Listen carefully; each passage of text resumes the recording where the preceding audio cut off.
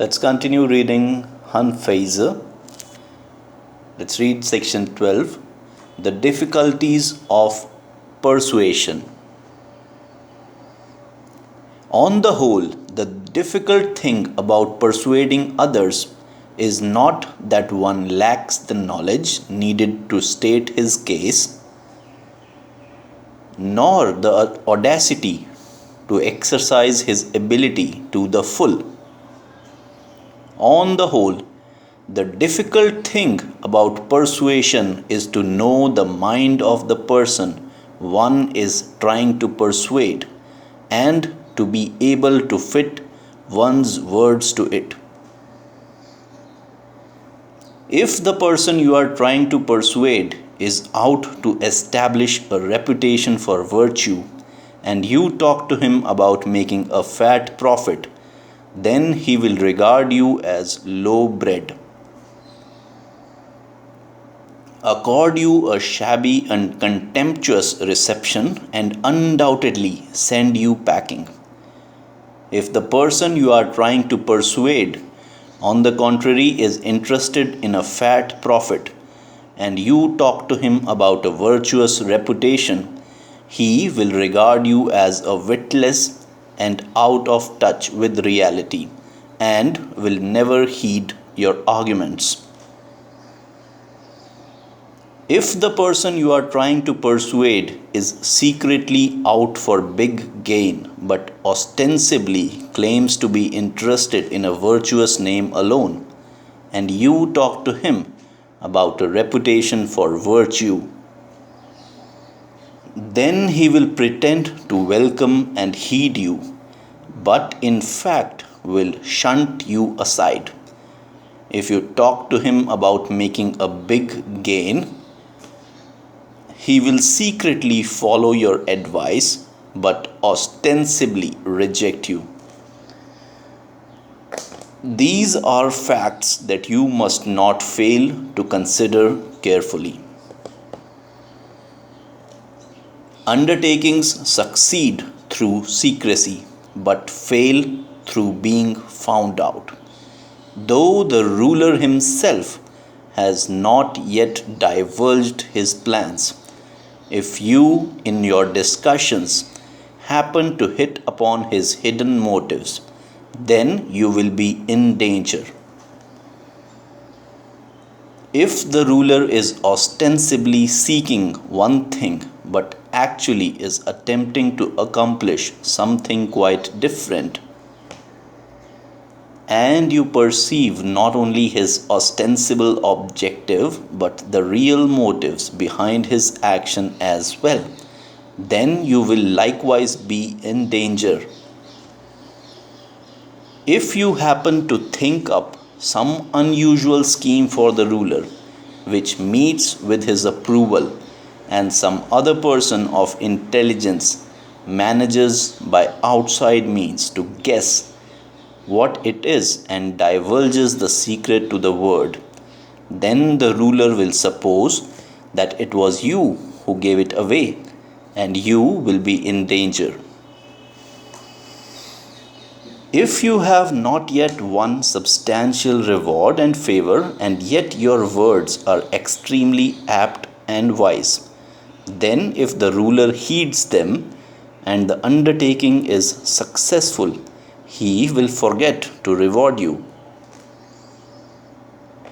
And if he does not heed them and the undertaking fails, he will regard you with suspicion and you will be in danger.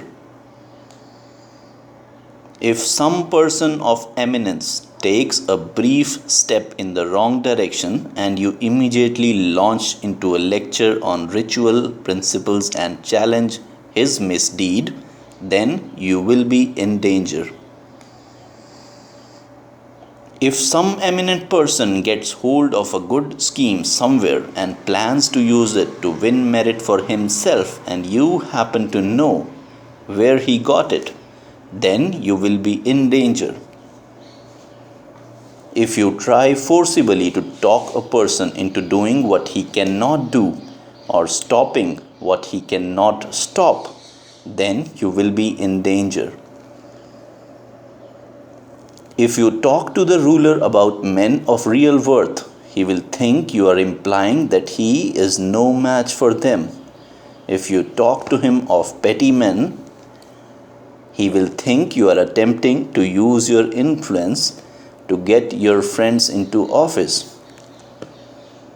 If you talk to him about what he likes, he will suspect you of trying to utilize him.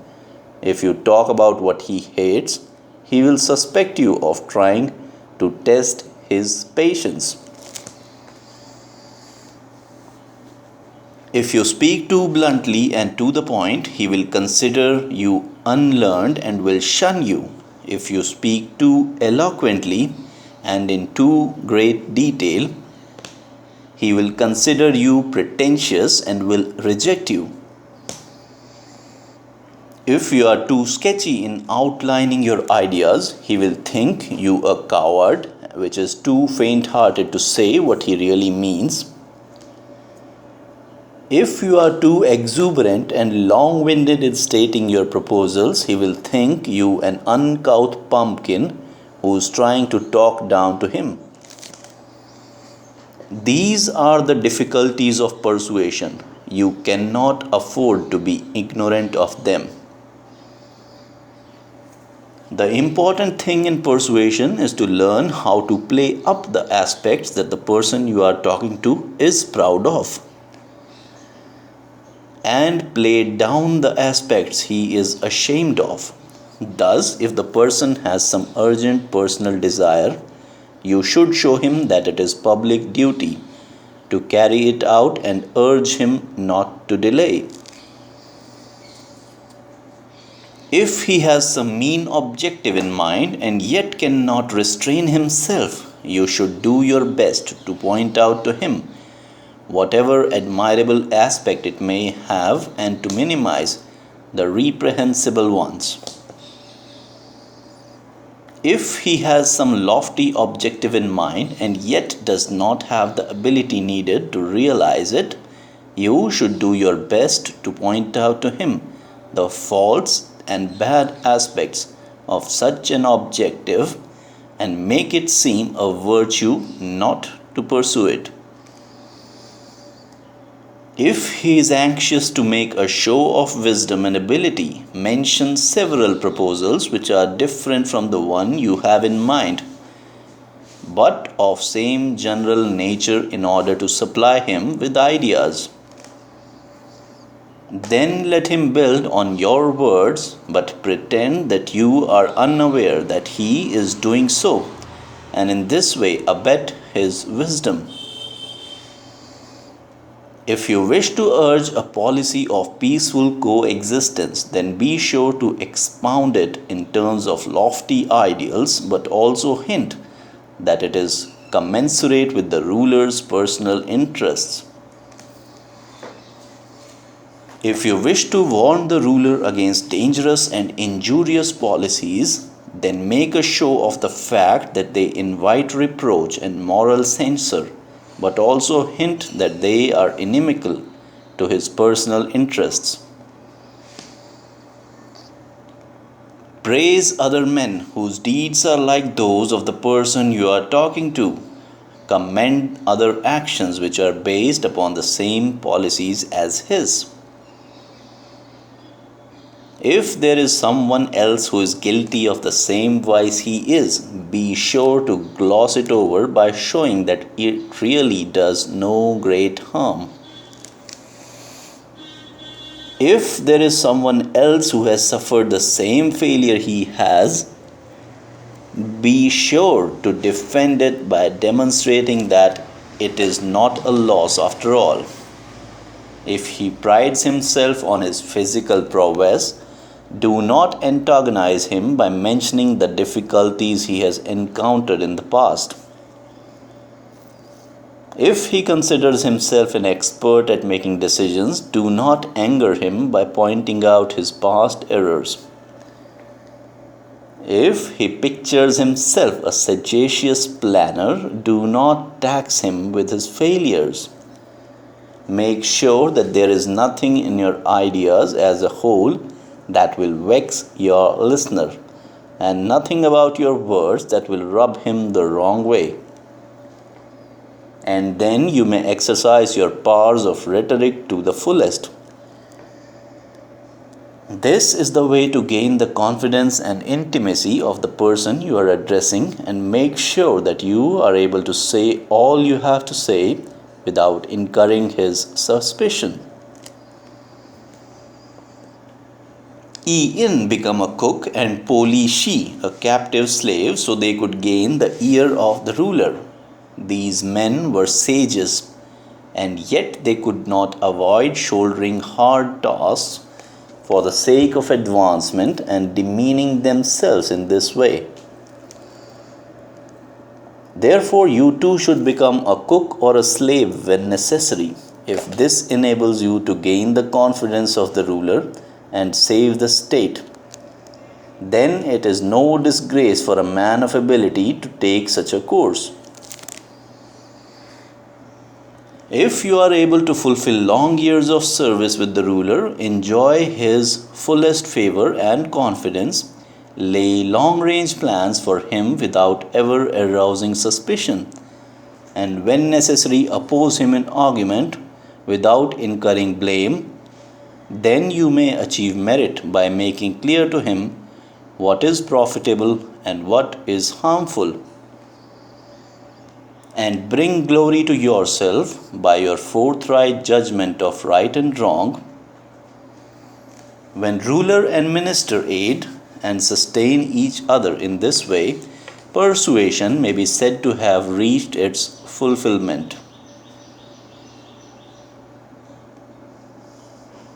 In ancient times, Duke Wu of Cheng wanted to attack state of Hu, and so he first married his daughter to the ruler of Hu in order to fill his mind with thoughts of.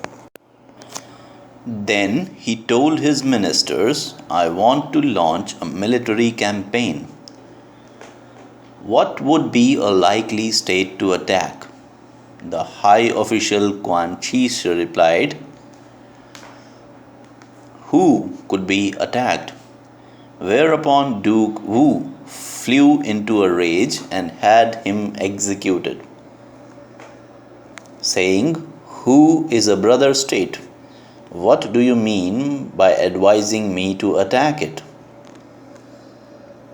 The ruler of Hu, hearing of this, assumed that Cheng was friendly towards him and therefore took no precautions to defend himself from Cheng. The men of Cheng then made a surprise attack on Hu and seized it. Once there was a rich man of Song. When the dirt wall around his house collapsed in a heavy rain, his son said, If you don't rebuild it, thieves will surely break in. And the old man who lived next door told him the same thing. When night fell, thieves actually broke in and made off with a large share of rich man's wealth. The rich man's family praised the son for his wisdom, but eyed the old man next door with suspicion. Both these men, the high official Qin Shi and old man next door, spoke the truth. And yet one was actually executed for his words, while the other cast suspicion on himself. It is not difficult to know a thing. What is difficult is to know how to use what you know. Rao Chao spoke the truth, but though he was regarded as a sage by the men of Qin, he was executed by those of Qin. This is something you cannot afford not to examine. In ancient times, Mi Qi Xia won favor with the ruler of Wei. According to the laws of the state of Wei, anyone who secretly made use of the ruler's carriage was punished by having his feet amputated. When Mi Zi Xia's mother fell ill, someone slipped into the palace at night to report this to Mi Zi Xia. Xia forged an order from the ruler, got into the ruler's carriage, and went off to see her.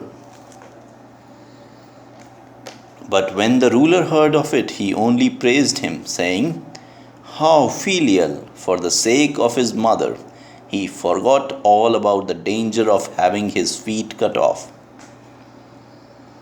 Another day, Xia was strolling with the ruler in an orchard and biting into a peach and finding it sweet. He stopped eating and gave the remaining half to the ruler to enjoy. "How sincere is your love for me!" exclaimed the ruler. "You forget your own appetite and think only of giving me good things to eat." Later, however, when Xia's looks had faded and the ruler's passion for him had cooled, he was accused of committing some crime against his lord.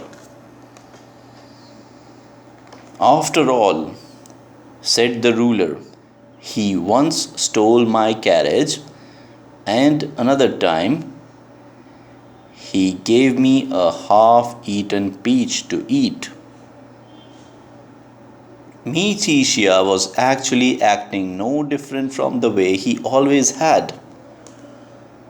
The fact that he was praised in the early days and accused of crime later on was because the ruler's love has turned to hate. If you gain the ruler's love, your wisdom will be appreciated and you will enjoy his favor as well. But if he hates you, not only will your wisdom be rejected, but you will be regarded as a criminal and thrust aside. Hence, men who wish to present their remonstrances and expound their ideas must not fail to ascertain the ruler's loves and hates before launching into their speeches. The beast called the dragon can be tamed and trained to the point where you may ride on its back, but on the underside of its throat it has scales a foot in diameter that curl back from body, and anyone who chances to brush against them is sure to die. The ruler of men too has his bristling scales. Only if a speaker can avoid brushing against them will he have any hope for success.